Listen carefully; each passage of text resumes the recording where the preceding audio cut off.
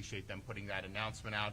And that really is just, even though auto insurance is still spiking nationwide, the reason why you're seeing it opposite in Florida is because we did the litigation reform that was really, the litigation costs were driving up the premiums because, people are paying a lot of money, to lawyers. And that's not, I think, what most Floridians want. So we're able to do those reforms, and it takes some time for that to filter in. And so, now I think you're seeing the benefits of that, but you would not have seen that for sure had that not been done. And, there's people in the legislature that want to reverse those reforms, even though obviously you have a track record now where that's been successful. So we were happy to see that. Now, on education, which is our subject matter today, I'm here joined by our new Commissioner of Education, Stasi Kamoutsis, our new Florida Chief Financial Officer, Blaise Ngolia, our President of New College of Florida, Richard Corcoran, and our 2025 Florida Teacher of the Year, Jamie Suarez of Challenger K-8 School of Science and Mathematics. And so I want to thank all of them for being here today. We've got a couple good announcements, but I don't think anyone can say that Florida has not had huge focus on education, certainly since I've been governor. We're proud to be ranked #1 in education freedom, #1 for parent involvement in education, #1 for public higher education, and then we have been, we're in the top on overall education, have been #1, 2, 3 on that, depending on the publication.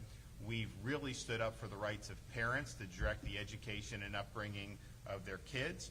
We've empowered parents to make sure that they know that the curriculum is sound and in accordance with state standards. We want our kids to learn to add and subtract and learn how to read and write and all the basic stuff.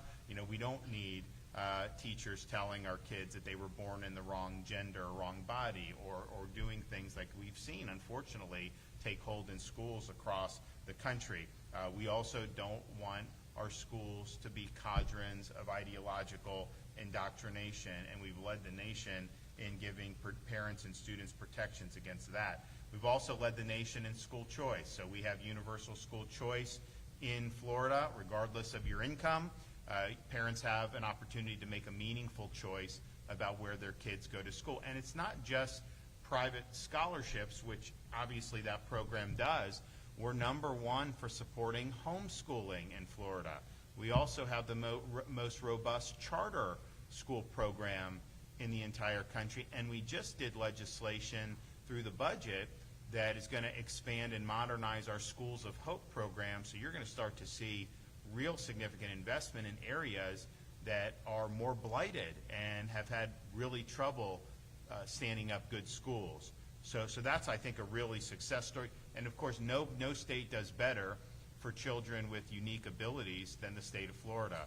Those are huge benefits that parents get, and I know it's been a lifeline for so many. So as of now, we have about 1.4 million students that are utilizing some form of school choice options. And what's happened over the years, when I was growing up across the bay, you're in wherever you are, that's just where you went pretty much. Then they kind of started doing like, okay, you have an IB program, maybe you can have now parents can choose within a lot of school districts, have a lot of choices amongst those schools as well. So that is really putting parents and families in the driver's seats. We really like that. We're, as I said, very supportive of homeschooling. The number of students getting homeschooling has increased by almost 60% during my administration. And we're not telling you have to do it, but I think a lot of parents, you work hard to have values and certain things you want to instill in your kids, and going to traditional schools, you are turning them over for 8 hours a day, to a different thing. And sometimes that can be great if you're in a great school or whatever, but I know there's some parents that are just like, you know what, I'm going to take the reins of this. We only get one shot at this. We're going to do it. And that's a choice that we absolutely respect and support when they make that decision. So I don't think there's a single state in the country that's better for homeschooling than the state of Florida. Our school grades have had significant increase. We recently announced that 71% of all of our graded schools are now either A or B schools, which exceeds our performance last year significantly, where we had 64% earn A or B rankings. And so part of the reason I think we've been able to do this is we tried to look at what was Florida doing well, what it needed to do better. And one of the things that we did well over the years, going back probably, I think, 20 years, was you can't just say, go to school, whatever, everything's great. Like, you need to know, like, are kids actually learning things? Are the standards being met? Does graduating from high school mean something?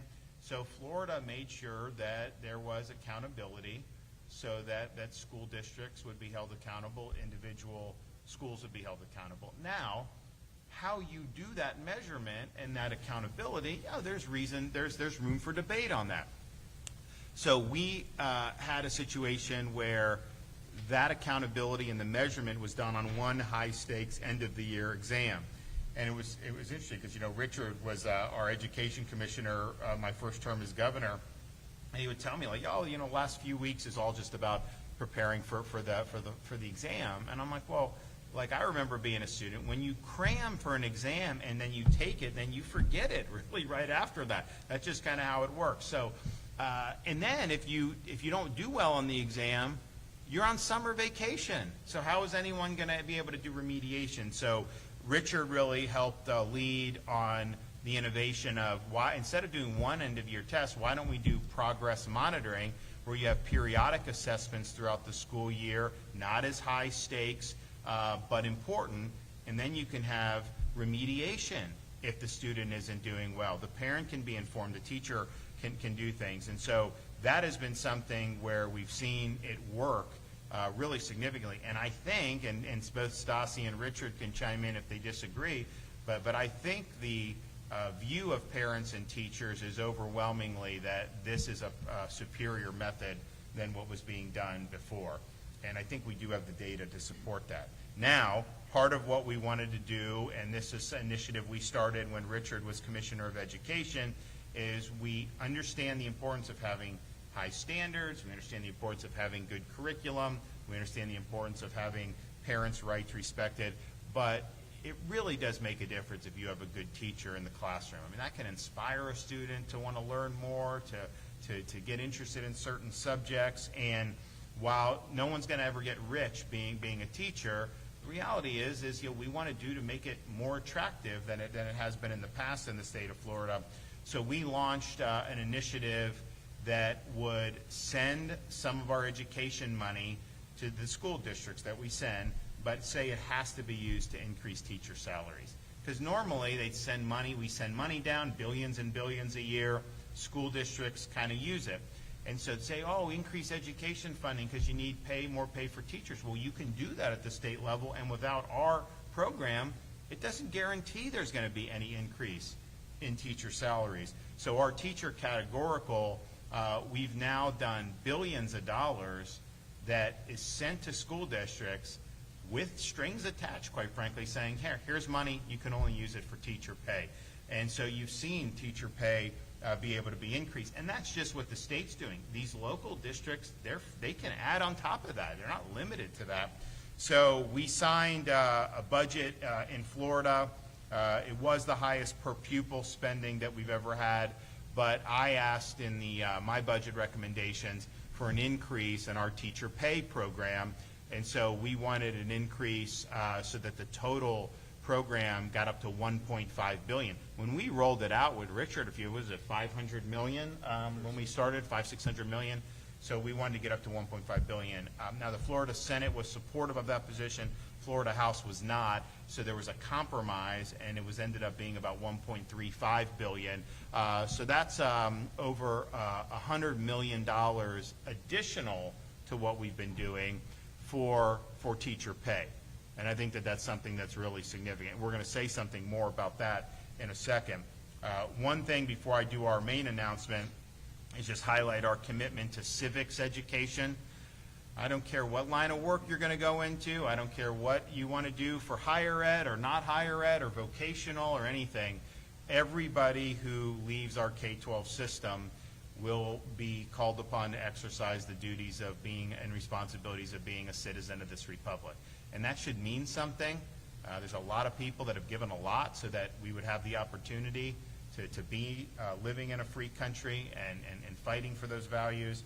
So I think it's important that people aren't just blank slates when they get out of here, that they actually understand what went into the foundations of America, what are those enduring principles that our country has stood for, and also how that can inform their view of the 250th anniversary, which is coming up next summer. And we've been doing a lot to build up to that. So I think we are in the business of not just trying to prepare students for certain higher education opportunities, certain vocations, which, obviously that's part of it, but I do think we're in the business of ensuring that we're producing good citizens and people that are going to take those responsibilities seriously.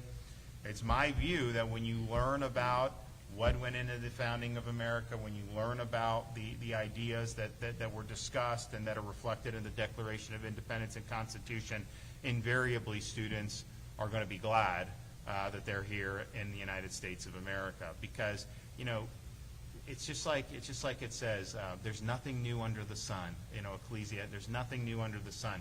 Founders knew what they were doing. 1787, 1788, those debates till now. There's been a lot of technological change. There's been a lot of things that have happened, but really human nature has not changed. The relationship between individuals and the government, the source of rights, hasn't changed. And so they studied the whole backdrop of human history. They studied every republic. They studied the monarchies. They studied all this. And they put a stake in the ground about, hey, here are the core principles. Our rights don't come from government. They're endowed by our Creator. You create government to protect the rights you already possess. You understand government has a tendency to run amok, so you have to build checks and balances within those systems of separated powers. And there's really nothing, there's not many insights that they missed, because ultimately they were talking about, how can people live in a free society and pursue their dreams and make the most of their God-given talents. And those underlying principles really don't change. They're as relevant today as they were then. The trappings change. The policy issues on the surface certainly change. Everything around us, how we do things, how we communicate, that all changes. But the underlying principles remain the same. So we've done a lot on civics. We've done our program for teachers to go through the civics training course. They get a $3,000 bonus. We've done millions and millions of dollars in bonuses for our teachers. We have probably now the best speech and debate, civics and debate initiative in the country. Have these massive competitions. And I always say, the value of speech, yes, we want kids to be able to get up there, express a viewpoint, and maybe even have a dialogue. We can't raise kids to just spend all day on the phone, texting or being on social media. Lord knows, subcontracting out thought to AI. I mean, it's really dangerous, I think, some of the stuff that some folks want to see for our society. So there's value in being able to do that generally. There's also value when you're in a debate program to say the debate is going to be on, Second Amendment. And maybe you're somebody that hasn't been terribly supportive. You may be called upon to argue in favor of those rights. So you're going to have to get out of your comfort zone and maybe think, okay, why do other people think differently than me? What assumptions do I have? What this? And I think it creates people that really have better open minds. A lot of higher education in recent years, particularly in places like Columbia and Harvard, it's all just about imposing orthodoxy. So these students really never have their assumptions questioned. Well, speech and debate, your assumptions get questioned, and you got to think deep. You got to defend your positions. You got to use logic. You got to reason.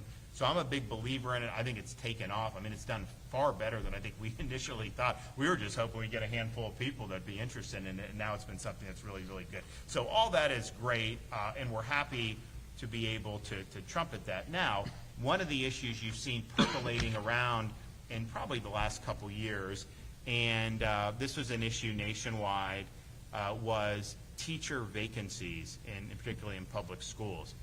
And there was a lot of attention on Florida just because that's what corporate media does. And so I would talk to my guys. I'd be like, well, where are we on this? And we were below the national average even then when they were trying to make an issue of it. But there was an issue nationwide.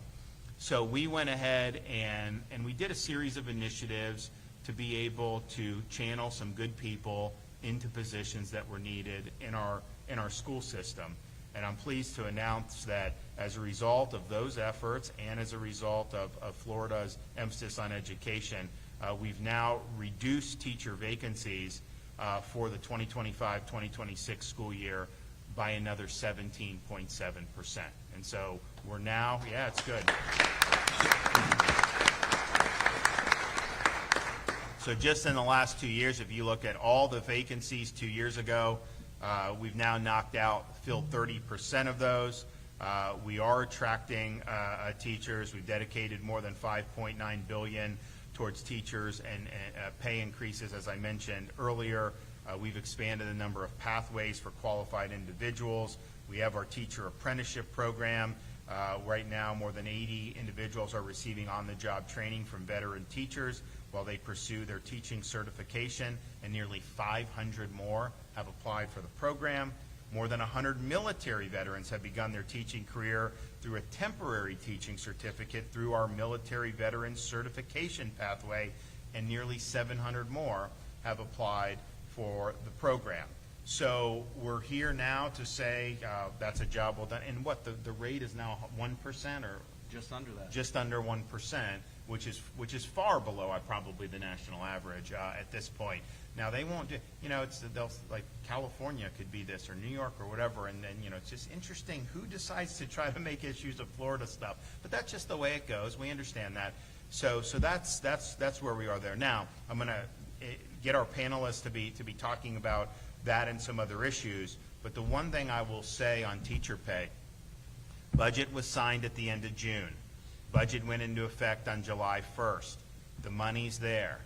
What we've seen, unfortunately, in some school districts, not all, and not even most, but some, I think we had 16, that delays giving the salary increases to the teachers. And some of that was because of school unions. And what they would do is they knew they had this money that had to go to teacher salaries, so they would withhold that as a bargaining chip to be able to extract other things for their agenda that have nothing to do with increasing teacher salaries. So we got in a situation where, like last year, you had 6, 7, 8 months went by where some of these unions were holding up the pay increases for the teachers. That is not right.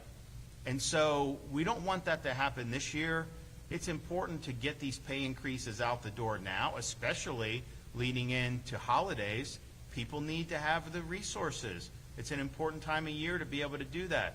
So we, and Commissioner Kamoutsas is going to be all over this. We're going to be monitoring who is stepping up to get the money in teachers' pocket and who is dragging their feet. But and some of these folks are going to say a little bit more about these unions. But they just had a big conference with the main teachers union nationally. I think it's American Federation of Teachers or one of them. And the stuff that they're doing these resolutions to adopt positions on whatever the trendy left-wing policy is. That it has nothing to do with educating the kids. And they become such blatant partisan operations that when they're withholding pay increases and using that, it's because they're trying to pursue this other agenda. And that's wrong. The schools are not the place for your agenda. The schools are the place to put the kids first and the parents first, and to get that money in the pocket of the teachers, which is what it's intended to do. So we hope to see all of these pay increases processed in teachers' pockets as soon as possible. We're not going to just sit idly by and let this drag out for months and months on end, where the teachers aren't getting what they need. So, these teacher unions, remember, when COVID happened, I said we have to have the kids in school. Now that was considered very controversial at the time. In fact, I don't know that there was anyone else saying that anywhere, any other governor. But it wasn't controversial if you actually looked at the data.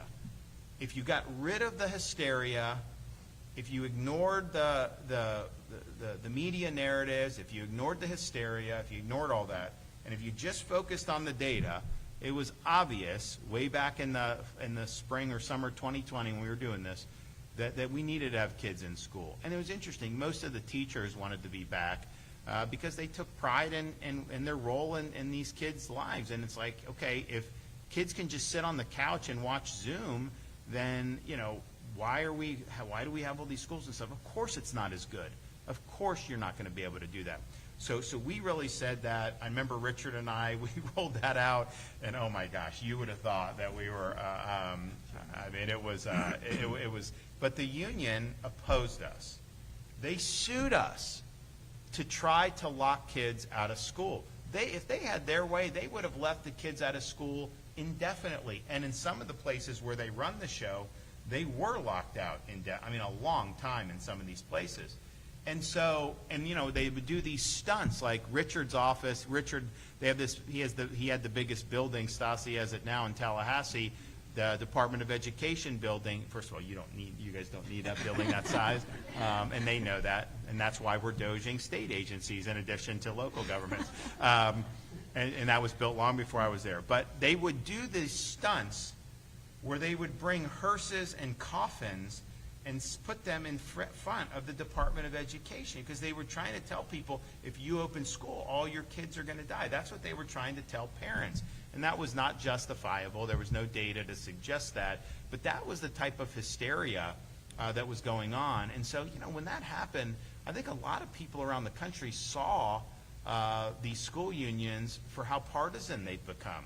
And I kind of knew that before, but I don't know that it was as wide. And then you say, okay, who's fighting against your kid being able to get an education? It was those groups. And then come to find out, they've indulged on all these really, really strident leftist policies as if that should be what education is about. And so when I see them, you know, slow walking pay increases, honestly, it's disappointing, but unfortunately it's not surprising. So we can do better.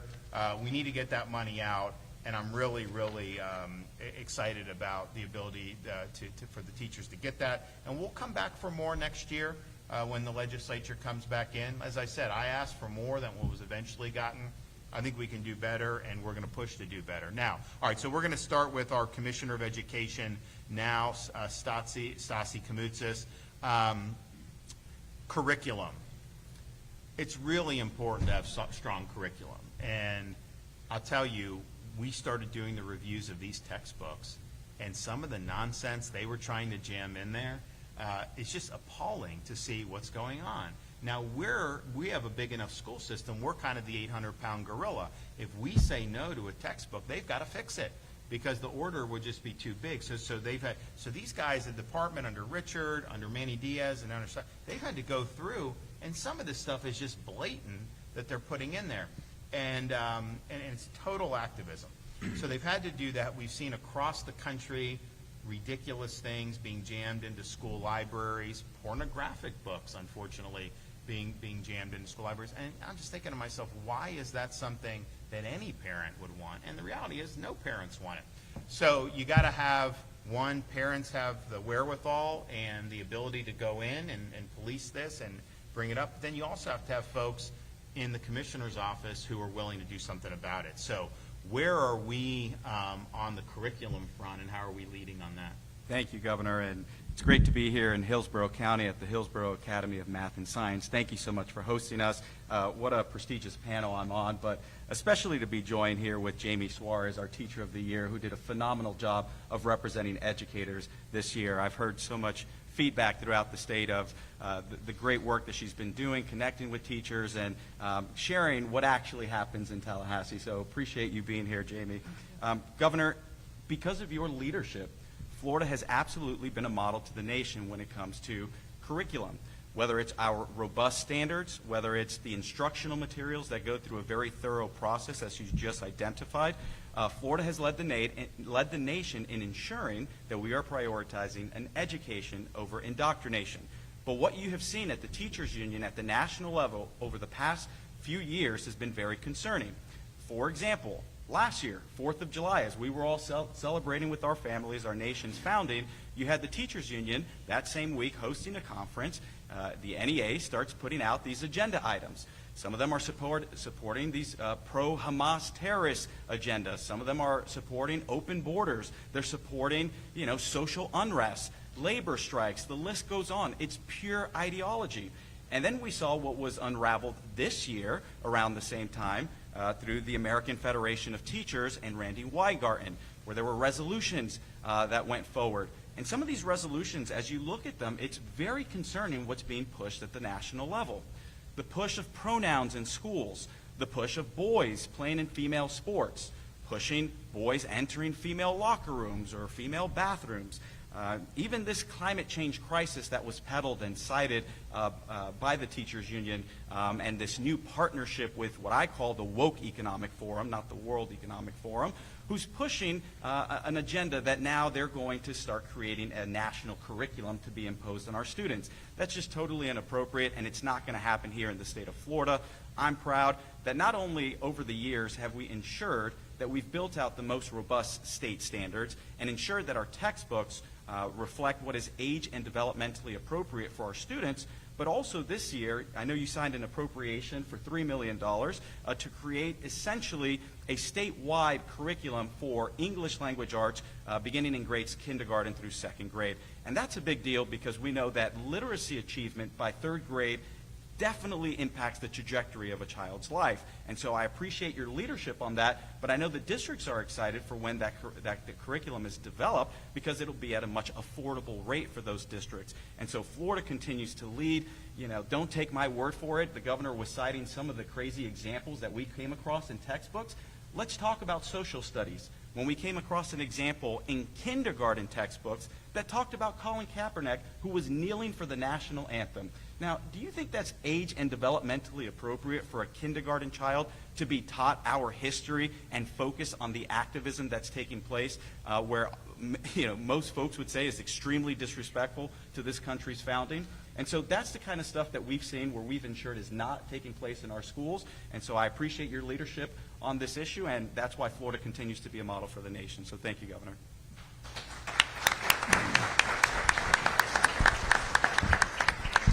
Well, let me just say very clearly, because we've dealt with this in policy areas outside of education, like when we nuked ESG, World Economic Forum is dead on arrival in Florida. There's going to be no World Economic Forum in our curriculum in K through 12, no exceptions. That is unacceptable. Okay, Richard Corcoran. So Richard was Commissioner of Education during our first term, and we launched school choice, more school choice. We did a lot of stuff, but we really had to navigate COVID, and we saw how poorly that was navigated in some other states with kids with really irreparable harm because of not having access to sports and school and activities. And Richard, we leaned in at a time when nobody else really agreed with us. Got a lot of blowback, and I think that Richard became kind of public enemy number one for these partisan left school unions. But I think we won every fight that we entered. So talk about your experience with that, how those entities were fighting against the best interests of kids, and how you've had to navigate that. First, I'd say he keeps saying we. None of this happens without a strong governor. I mean, I could have been Commissioner of Education for anybody, and if they're not going to fight and be led to fight and say, go take these hills, I have your back, it doesn't happen. So I appreciate the we, but it's really you, Governor. I do want to start a little bit. The governor says it so well. He's even written a book about it. But, I think we have to go to the root cause. Like, what's the philosophy? What's the purpose of education? And for the history of mankind that the governor talked about, these enduring questions, these enduring histories that have been taught for centuries still exist today and still are relevant today. And the purpose of education during that time when we create Galileos and Newtons, I don't care if it's science, math, English, literature, art, all went to the fact that we, as the governor says, education exists to raise up great citizens and great people. And it is what makes us distinctly human. And when you get away from that and you say, okay, it's about getting a job, that's a byproduct of a great education. If you have a great education, you will always be employed. You will be taught humility. You'll be taught empathy. You'll be taught critical thinking. And those things lead to employment.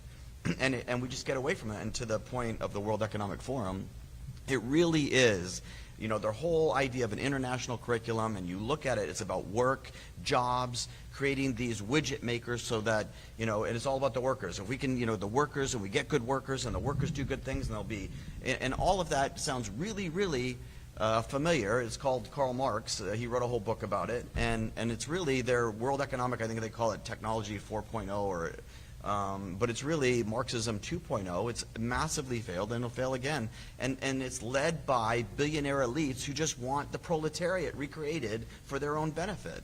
And it's almost evil. It's a strong statement, but it really is. And it's been borne out that way for centuries. And you saw that same thing with the teachers union. What we need is to have students graduate from high school, have a world-class education, be taught what it means to be a great citizen and achieve in the world. And the number one entity for the last 60, 70 years who has done everything they can to stop that, and we're not talking random, you know, opinion. These are factual things that we can go through over and over and over as the teachers union. I always say the greatest threat, it's not, you know, Putin's Russia, it's not China, it's not radical jihadism, it's education in America in massive decline. When you look at our NAEP scores, guess who did well on NAEP scores because they opened up schools? Florida and Governor DeSantis. All these, every other state pretty much has a declining NAEP scores in the basics of English and math. They measure it by proficiency. 60+% of students in America, the rest of America, 60+% aren't proficient under the NAEP exam. And the people who are getting lost the most are your low-income earners, your people who are already struggling. Those are the students that are getting lost the most. And here's the perfect factual examples of why the teachers union is leading that charge. It's not, to Commissioner's point, all they care about is gender dysphoria or whatever, all these issues, while we're at that 60% threshold. We had a program where we said if you're a low-income student, you're struggling in school, and when the governor got elected, there were schools in Florida that were F. When you dropped your child off as a 5th grader in kindergarten, it was an F school. They went through 1st, 2nd, 3rd, all the way through 12th grade, and the entire time they were in that school, it was an F school. We might as well have just given the parents in kindergarten, here's a money-back guarantee, your child is going to be somewhere functionally illiterate and is going to struggle the rest of their lives. That's how bad it was. So we created a program that said, okay, if you're in that situation, you can go to a school of your choice, who sued to say poor, low-performing, low-economic students should not have that opportunity, and tried to stop it was the teachers union. I mean, and I said that lawsuit was the height of evil. It's just the worst of the worst. And it's the same thing the governor mentioned with opening schools. Who in all of these studies, and even the head of the teachers union, Randy Weingarten, now she comes out and she says, you know what, we led the charge to open schools. Literally. She literally says that. And I think the governor said it at a press conference, well, it's interesting, Randy, that you say that, because in July of 2020, we pretty much remember the lawsuit you filed to shut us down and failed. But literally, this is how they reinvent the wheel. But she literally did that. And who got lost, who's suffering the most, are your low-income struggling students. Those are the ones that are dropping exponentially in the NAEP. And it's all led by a teachers union. They really, really do need to be stopped. And you've led the charge, whether it's the legislation to the anti-union legislation, and just fighting on all those things that really do matter. Curriculum. Are we really teaching kids how to be great citizens, and what makes them distinctly human? All of those things have been done in this 7 years, Governor. But with you have an advocate here. The teachers union needs to be stopped, and what they're advocating for is ultimately the destruction of a wonderful country that we're about to celebrate the 250th anniversary of. Yeah, I mean, I wonder if parents looked at these resolutions that these national unions have been cranking out and just, you know, spent 15 minutes reading even just the top lines. I think a lot of them would be like, whoa. I know some people have kind of gotten on to the really sharply partisan agenda.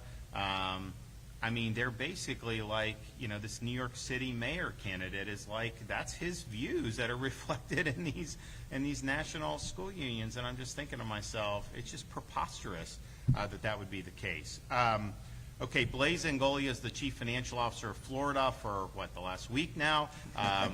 It was a vacancy. I appointed him. He was a senator in Florida, north of here in Hernando County. He was also state rep, and so he's carried some pretty significant legislation, really across a wide variety of issues, election integrity, against illegal immigration, but also protecting the paychecks of teachers vis-a-vis any type of union dues. And so in Florida, no automatic deduction for dues for school unions. And so if you want to do it, you can do it. It is in Florida's constitution that you can do these. I mean, there's a lot of people that said that some of these public sector don't make as much sense, but the reality is that was reflected there many decades ago. So you do, but you can do voluntarily, write a check, do what you want to do on your own, but no automatic deductions. And the reason why is because what they would do is they'd say, hey, you got to sign this authorization. There's a lot of pressure to sign the authorization for the automatic deduction. And so what we found is, and since that reform has been, the number of teachers that have opted to do that have plummeted.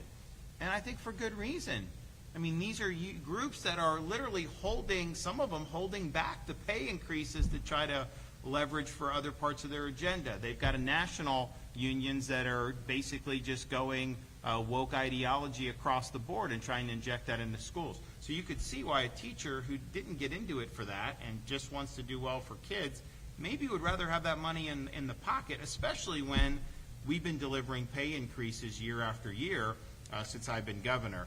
And so that's really increased freedom for them to be able to make those decisions. And so, Blaise, you want to talk about that and anything else regarding this subject? Floor is yours. Sure. Thank you, Governor.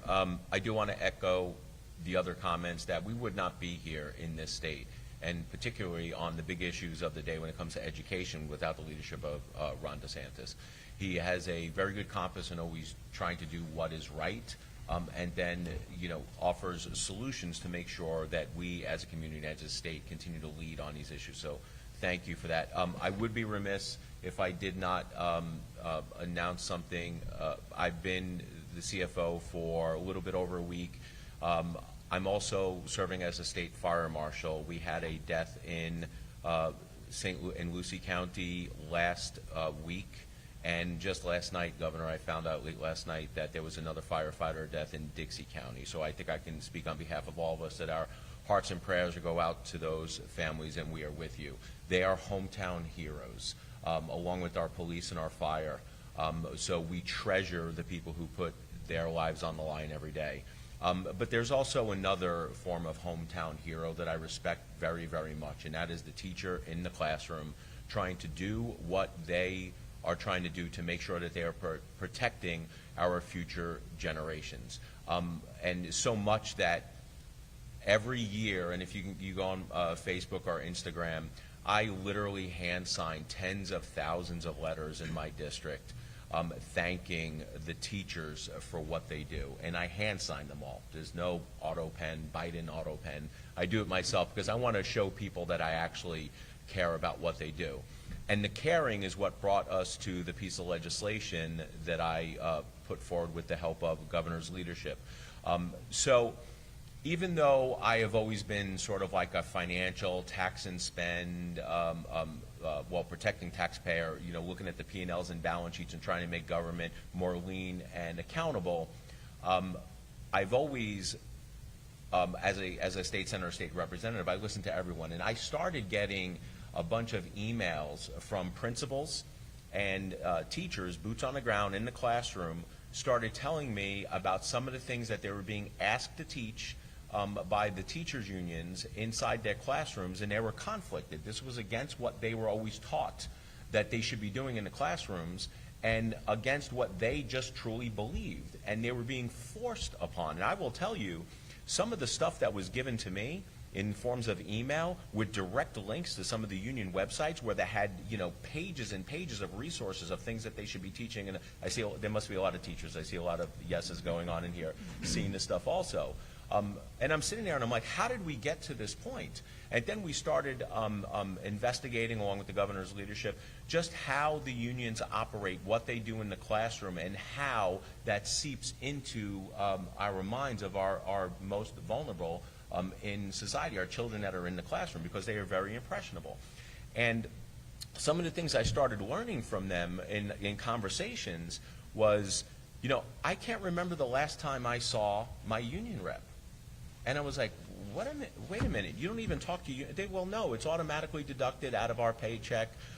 They don't feel a need to come around and prove their self-worth anymore. It's sort of automatic. And I said, well, that just seems problematic to me. I mean, if I had a union rep, I would want to, I know in the old days, my father used to have this conversation with me. They used to drop by the shop, and they used to hand them a check, and this was the union dues, and it was a forced conversation to talk about things that were going on. That doesn't exist anymore. Then I started looking at some of the data and started realizing that the way they choose union membership, and these are the union membership, leadership, that unfortunately pushes some of this stuff on the teachers and sort of bullies them into doing this stuff in the classroom. The way they chose this, it was like they had such a low bar. It was like they had to have 50% cooperation, and then they would only get 40%, and then 50% of the 40%, which is 20%, would choose union leadership, and then they would go and collective bargain on their behalf.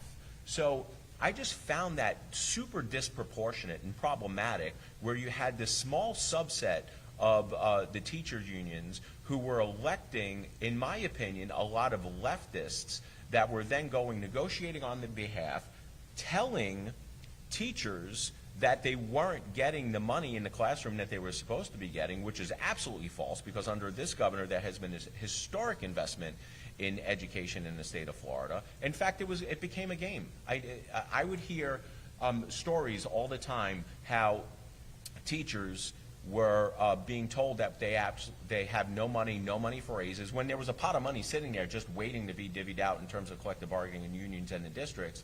And then they tell the teachers to go to the students in the classroom and tell their parents that they have to do fund drives and raise money because they had no money, which is just absolutely not true. I will tell you right now, there's more than enough money to keep on giving teachers raises and cut the administrative costs.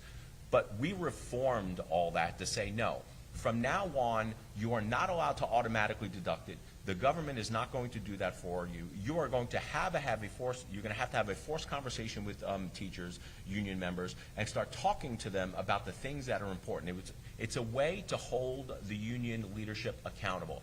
Another thing is we raised the threshold where you had to have at least 60% mandatory participation, and then at least half of that participation in order to choose the union members. Because it is important that if you are going to represent, like I said before, our hometown heroes, that they should be representing not just one ideology. You're there to bargain and present on behalf of all the teachers. So with that, I appreciate your leadership on this issue.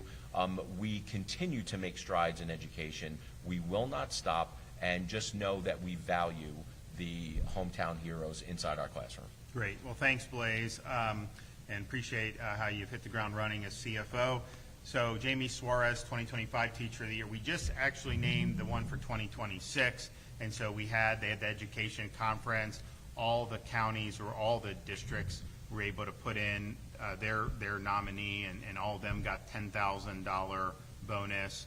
And then the semifinalists got 20. That's right. And then the Teacher of the Year got 50. That's right. What was it when you started? It was like Maybe 10. Yeah. So I mean, but Richard helped do that, and so the Teacher of the Year was able to get a $50,000 bonus, but then all the nominees, and it's more than 67 because they do the virtual in the other districts, so they all got $10,000. So pretty significant support there, just to say thank you. And so Jamie, can you talk about your experience? I mean, you're a math teacher. But also just the idea of, because sometimes people say Florida doesn't give money for teacher pay or teacher increases, even though you can look at every budget for how many years and see differently. Thank you, Governor. My name is Jamie Suarez, and I teach middle school math at Challenger K-8 in Hernando County. And I can tell you I am very blessed to work in a state where teacher salaries are prioritized. To go back to 2020, when Governor DeSantis first raised teacher salaries, we were raising the starting teacher salary, which was great. The idea was to bring in teachers and attract teachers into the profession. Obviously, that has worked. However, at that time, I was a veteran teacher, so what those raises meant for me was that I wasn't going to see a raise that year. And I just remember talking to my family and just saying that, not only am I not seeing a raise this year, but this also means that I won't see another raise for about 4 or 5 more years. I've been teaching for 18 years, and typically raises, when we get them, we get a bump in pay that's about to the tune of $500. And then about every 4 or 5 years later, we'll see a significant increase in our salary. Well, I can tell you I've never been more happy to be wrong about something because our governor for the next few years continued to raise teacher pay. My own salary has gone up over the last 4 years at $10,000. That is huge. That's the largest increase I have had to my salary in the 18 years that I have been teaching. So I'm thankful that we have a governor that prioritizes raising teacher salaries. This past year, I was out of the classroom and I was able to travel and just get into all of the other counties. And several of the counties that I visited, it was in December, so it was about Christmas time. And we were talking about teacher salaries, and a lot of them were echoing that they had still not seen those increases in pay this year, even though we know that we did get that salary bump. And that saddened me because, here it is Christmas time. A lot of these teachers their moms, their dads, they have children. I know I have a 16-year-old and a 13-year-old. I can tell you those Christmas wish lists, they don't get cheaper as the kids get older. My daughter actually created a PowerPoint this year to showcase what she was asking for. So my heart went out to some of these teachers who just had not received that increase in pay here at Christmas time. So I'm thankful for a governor that not only prioritizes the increases in pay, but also getting the money into the hands of teachers as quickly as possible. So thank you, Governor. Great. Well, thanks for all your hard work. And yeah, we did. We definitely did. I think the first year we did hundreds of millions in Best and Brightest. Mm-hmm. Then we did our teacher categorical. During COVID, we did $1,000 bonuses for all principals and all K-12 teachers and charter, not just the school districts. And then, of course, our teacher pay program has continued to build and build. And yeah, we obviously wanted to raise the average minimum salary just because it's recruit and retain. And so you got to do both. And getting it to where it was more competitive was something that was important. So I think our goal, we're probably close to 50,000 now, right, for the average minimum across the state. Now that's, every time we say average, I'll have someone say, well, wait a minute, I got less. Yes, because some places may be a little more. Some pieces may, Miami's more expensive to live than some other counties in Florida, and Hillsborough's more expensive than some. So it isn't going to be perfectly equal, but quite frankly, the purchasing power isn't perfectly equal. 50,000 goes a lot farther in some parts of Florida than it does in others. So we wanted to raise it to over 48,000. I think we're getting close to 50,000. But then, so that's been done. And so the money that we've done, so like all this other money, that can be done how the districts want. So definitely rewarding the teachers that have been in the classroom and improved themselves, all this stuff, all been very important. So I think both of those were needed, recruit and retain. If we only did the average minimum, you'd have people like Jamie that would not have gotten. But if you only did the people that had the more advanced, I don't know that we would have been able to fill these vacancies the way I think that's been helpful to do. So we really believed in doing both, and that's something that's really, really meaningful. So the vacancies are a big chunk have gone down. I think nationally you would see probably higher in most parts of the country than here in Florida. We've had policies to address recruiting good people. I think it is succeeding. There's more that we're going to do. We are going to come back for the next legislative session next year and seek additional funding for teacher pay. That will be, my budget will come out probably at the end of this calendar year or sometime, but I can tell you that will be in it. So this year was an increase, but we're going to do even more. But until then, I certainly think that the money that's already been put forward for this should be processed and given to the teachers. We don't want to see delays. We don't want to see games. The fact that you'd have Christmas time come for pay increases that were approved July 1st of that year and have the teachers still not see that reflected in their salaries, that's wrong. And it shouldn't happen. So we've got, of all of our school districts, when we come to, I mean, certainly they can do it now. Like, it doesn't have to wait just before the holidays, but certainly, you know, over the next month or two, we expect that these salaries will make it into the pockets and the paychecks of the teachers. And I think everyone will be happy if that's the case. Okay, did we have any questions back there? Governor, you also mentioned that the state is now monitoring the situation when it comes to unions, as you say, slow walk with some of these pay raises. So what can the state do? What kind of penalty and what does monitoring involve? I'll give Stassi the floor on that. Absolutely. So you have seen, dating back to 2022, I remember the Key West State Board of Education meeting where we had a lot of districts come in and explain themselves where they were at. It was May when we had that State Board of Education meeting. So think about that. The end of the school year had come, and we were still having to deal with our teachers. So we're going to do what we've always done. We will continue to beat the drum and bring these districts to our State Board of Education meeting, and they will explain to the world what is the holdup. Time after time after time again, every superintendent explains it is the teachers union. And so I sent out a memo to all teachers, all school districts today saying, you need to put pressure on these unions who are holding up your money. This is your money. You have to advocate for that. And as a State Board of Education, we will continue to drag these districts into our State Board meetings if it's past the holidays and this money still hasn't been paid for teachers. So we will not take our foot off the gas pedal. We're going to continue to shame these unions because the world needs to understand what they're doing for teachers. They purport to represent teachers, but in fact, they actually do the opposite. And I thought, I mean, the first time this happened, you know, obviously we had, and I think that year was really a good year for pay increases when they, and you'd think like, because what happens is when we do stuff like this, a lot of times the union will take credit, even though they had nothing to do with it. And in fact, we did it in spite of their activities in many respects. But a lot of times they'll take credit. So I didn't think this would be an issue. And then I'm finding out people aren't getting this money. I'm thinking to myself, why? Wouldn't it be in their interest to say, hey, we delivered pay increases, you know, keep paying us dues? But that's not what they chose to do. They chose to play games with these salary increases because they had a different agenda. But that's why we mention what's going on in these national unions. Take a look at the stuff they're putting out. And their attention, you know, they care more about engaging in the pronoun Olympics in schools than they do about the bread and butter. They care more about stuffing boys and girls back. I mean, this is an ideology that is motivating those organizations, and certainly at the national level. So I think it's been a problem in some of these areas in Florida. But I'll tell you, I think, you know, Stassi is, you know, Richard was very strong. Manny Diaz was very strong. Let's just put it this way. I don't think you're going to see any a foot let off the gas at all with Stassi in there. So buckle up if you don't want to do what's right for the teachers, because we're engaged on this from the beginning. A couple years ago when we had the delay, we just, this wasn't something we thought would be possible. It didn't make sense why you'd want to delay it. Now we know, and now we're going to use all the tools at our disposal to make sure that this money gets where it belongs.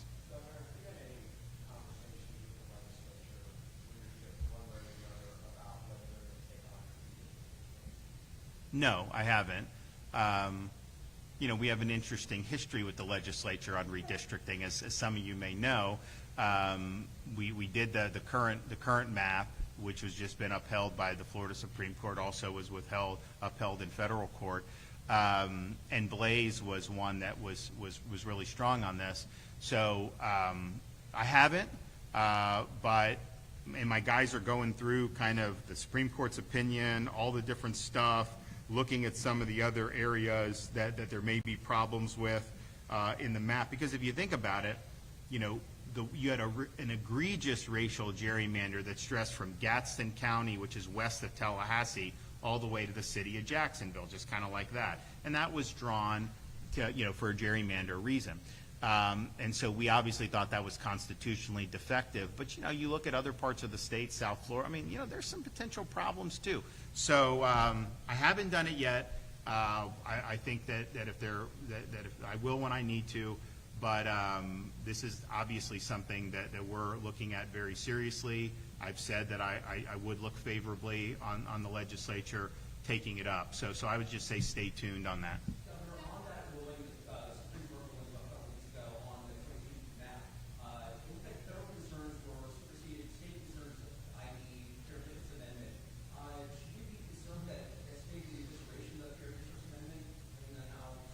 I think there's a lot of people that believe that the Fair Districts Amendment is unconstitutional, because what it does is it mandates having race predominate, whereas neutrality really should be the constitutional standard. And I know there's history, I know there's different, but if you look at the U.S. Supreme Court's jurisprudence, I mean, they've obviously moved in a different direction.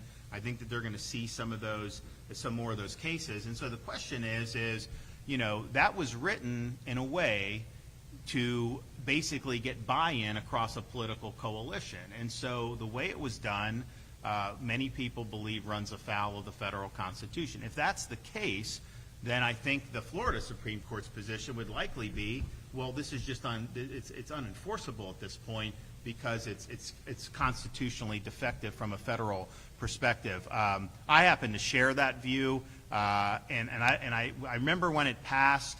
I wasn't governor, and I remember, and it wasn't something I was for then, but then when I became governor, we started doing this. When I started looking at kind of how they set up this scheme, and then the map that the legislature produced, you know, a lot of people voted for that because they were told that that was the way to get rid of a Corrine Brown district. I mean, that was a huge part of the messaging. And a lot of Republicans voted for it because they didn't want, because she had a district that snaked south. So then they just did a district that snaked west. I mean, it was really 6 of one, half dozen of the other. Wasn't good for her because she lost some of her base. But that was kind of the issue with it. But yeah, there's a lot of problems there. Now, I don't think the Florida Supreme Court was forced to necessarily go that far in this ruling, because it was obviously a very solid and compact map and sensible map that followed all the rules. But I do think that if pressed, I think there'd be a lot of support to say, yeah, you know, this thing just wasn't, it's not going to pass muster federally. So that could potentially happen over the next few years. Governor, for county officials and city officials who don't sign the update to the 287B agreement, this is happening over in Orange County, will you remove them from office? We've made it very clear. This is not a policy debate at this point. The policy debate was at the beginning of the year when I called the special session. Our law in Florida is that you have to do your best maximum efforts to assist with immigration enforcement. And Florida's led the way on that. We've led on arresting of illegal aliens. Obviously, you're now seeing the flights for DHS, that cadence is starting to increase. I think you're going to see that go up dramatically. And that's the policy of Florida. So you don't have the ability to just say you're not going to be on the team on this. Now, the Attorney General, I know, has engaged in them, and he's creating a record. And so what I do is, if it comes time, I look at the record, I look at my constitutional authority, and if there's a conflict between how elected officials are acting and the duties that they have to not just faithfully uphold the law, but a whole host of other duties that are in the Florida Constitution that would give the governor the power to suspend if they breach the duties. You know, we go through that analysis and then make decisions. But I think that I've shown that I'm willing to do that. I mean, remember, we had a state attorney here in Hillsborough County that took positions that some of these laws were more recommendations than binding, and that went afoul of what a prosecutor's discretion would entail. We did the suspension. We put in Judge Susie Lopez. Obviously, there's not that many people that wish we could go back at this point. And Hillsborough voters, even though he tried to run again, you know, she won a resounding victory. And so I think that we've shown ability. My first week in office, we removed the sheriff of Broward County for the failures involving the response to the Parkland shooting in February of 2014. Now, I wasn't, or 2018. I wasn't governor then, but it was a huge, huge wound for this state and that community. And I got to know a lot of the parents over that year as I was running for governor, and all they wanted was some accountability. No one had been held accountable at all by the time I took office. And so we went, we did that. Florida Senate permanently relieved him of his duties and upheld that suspension. And then when we did the grand jury investigation, we removed a number of the school board members down there for a whole host of different reasons as well. So we have a track record of doing what needs to be done. to ensure compliance. But what I would say is that the law is very clear. I had to fight the legislature on this. Blaze was with me on this. There was a handful of the others that were with me on it, but most, like led by the Speaker, they did not want to require participation with state and local. That was in their initial bill, and they actually took away all the governor's authority and would have mothballed our existing operations. Horrible, horrible piece of legislation. So we had to fight very hard to be able to get to the point where we got, where these duties are imposed in law. And I can tell you, if you don't do it, even though Florida bans sanctuary cities, if you don't have an affirmative duty, what I think some of those areas, the Gainesvilles and the Orlandos and some of these little pockets around the state, they end up devolving into de facto sanctuary. Like, yeah, they won't run afoul of our sanctuary laws. They'll know kind of how to do that. So it's not going to be flagrant like LA or flagrant like Chicago or some of these places. But they won't be doing what is necessary so that the policy is effective. So they're expected to do it. I know the Attorney General has sent a missive, and I will be watching how that unfolds very carefully. Yes, ma'am. Governor, you recently said Florida got a raw deal in the census count. The state under your leadership didn't invest in U.S. census outreach. How do you reconcile that? But that's not the issue. The Biden administration's own figures a couple years later showed Florida had the second, that the census was off by us. They overcounted in these blue states. It was almost a complete difference between red and blue. And first of all, I think a lot of that money would have been wasted, quite frankly. And some of that, the blue states are doing that to count illegal aliens. I don't believe illegal aliens should be counted in the census. I think it's wrong. I think it's unconstitutional that they're counted in the census. So there was no way that I was going to devote taxpayer money for that. Even without counting that, we should have gotten at least one more seat. I mean, just think about it. Over that period, now granted, Florida's population really took off from the day the census ended, closed, I think, April of 2020, which was like the start of COVID. We boomed from there like never before. But still, over that decade, we did gain population. Are you trying to tell me Oregon and Florida were equal in population gain over that period of time? No, of course not. People know that. So the Biden people even had to put out analysis a couple years later where they looked at it and they acknowledged that there was flaw here. I was told at the tail end of the Trump administration that we were going to get at least 2 seats. And so we were shocked when it came out. Now the problem is there's not good remedies to be able to, because I wanted to bring a lawsuit. And I was like, what can we do? And they're like, well, you know, you can maybe have them order a new count, but that's not going to help you in the intervening time. And so I've spoken with the Commerce Secretary under President Trump right now, Secretary Ludnick, about it.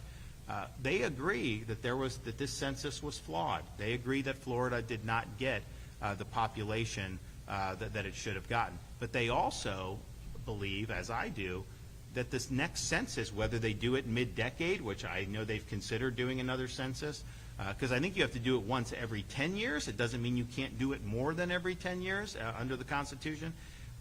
They should do it and count people that are legally allowed to be here. How many seats would California lose if you only counted lawful people, citizens? They would lose a lot of seats because they're a sanctuary state. For us, you know, we would stand to gain because we did not spend money to try to count illegals, because I don't think that that's constitutionally proper. That is ultimately going to be resolved by the U.S. Supreme Court, because I do think the Trump administration is going to put in for a census that is not going to count foreign nationals, that is just going to count U.S. citizens. And that's really the way, I think that's what the Founding Fathers intended. I mean, they never really contemplated that you'd have a president that would intentionally allow all this people to come in without rule of law. But nevertheless, that's what we had to deal with for the past 4 years. So I think we did get shortchanged. Any way you cut it, we got shortchanged. Even if you put the illegal issue aside, we still got shortchanged with the way they did the calculations. And isn't it interesting? Everyone was forecasting Rhode Island was going to lose a seat, and they didn't. So little Rhode Island has 2 seats, so they didn't lose a seat. Well, come to find out, in Biden's administration, who was the Commerce Secretary? The former governor of Rhode Island. I mean, isn't that interesting that that would have happened that way? So I just think that the analysis that even Biden's people had to put out showed without question that we should have a different count for the remaining of the decade. So we've had 2 elections under the current census. There's going to be 3 more elections, congressional elections, 26, 28, and 30, before the next census is done and the next maps are drawn. We could have a new map anyways in Florida, but if we got additional seat awarded to us, then we would be forced to draw. There would be no discretion at all, because we'd go from 28 to 29, maybe even to 30. You know, I had some people in the administration tell me they thought Florida would get like 3 to 5 more seats if they did it properly. Like, I haven't seen that analysis done, but I've had people tell me that. So clearly, and then also we're malapportioned because they stopped the count on April 1st of 2020. The Census Bureau did. I'm not saying that was like anything wrong with that, but that's just when the count stopped. But look what's happened since April of 2020. Look around Hillsborough County to see the growth. So there's some districts in this state where you have way more votes being cast than in other districts in these races. And you wonder, you know, how is it that that ends up shaking out the way it does? So I do think that we're malapportioned within the state as well as malapportioned in the country. And the thing about it was, we had a presidential election last year where some people were saying that if Harris just won those Rust Belt states, that would be 270 to 268 if that had happened. So it would have been Michigan, Pennsylvania, Wisconsin. And that would have been a huge crisis for this country, because people like me would have said, well, wait a minute, if you did the census properly, even her winning those 3 states would not have given 270. Trump would have had over 270 with a proper count, even if he didn't win any of those states. And so we really, now obviously he won all of them, it wasn't close, but I mean, we would have had a constitutional crisis in this country had it ended up settled into that. So let's get I hope that they redo the census.